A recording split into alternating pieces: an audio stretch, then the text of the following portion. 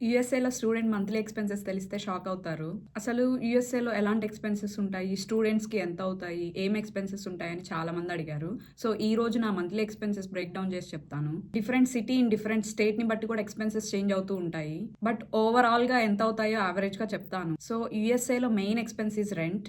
So, it's around $500 - $900 per month ఉంటుంది. అది కూడా షేరింగ్ అయితే. ఒకవేళ సెపరేట్‌గా స్టూడియో అపార్ట్‌మెంట్ కావాలంటే అది ఇంకా ఎక్స్‌పెన్సివ్ ఉంటుంది. నాకైతే రెంట్ మంత్‌కి $500 పడుతుంది.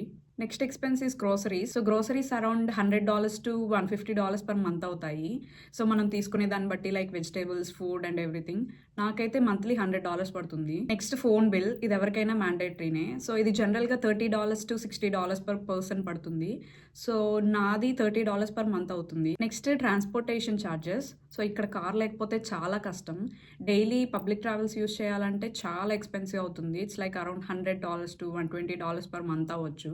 అది లైక్ బసెస్ అలాంటివి అయితేనే. అదే మన ఊబర్ ఆర్ లిఫ్ట్ ఇలాంటివి యూజ్ చేయాలంటే ఇంకా మన ఆస్తులు ఇచ్చేయాల్సిందే వాళ్ళకి. Next home utilities. రెంట్‌లో ఇవన్నీ ఇంక్లూడ్ అయ్యి ఉండవు. So, like gas bill, power bill, water bill ఇవన్నీ అండ్ ఇంటర్నెట్ బిల్ కూడా. ఇవన్నీ కలిపి $100 - $120 అవ్వచ్చు.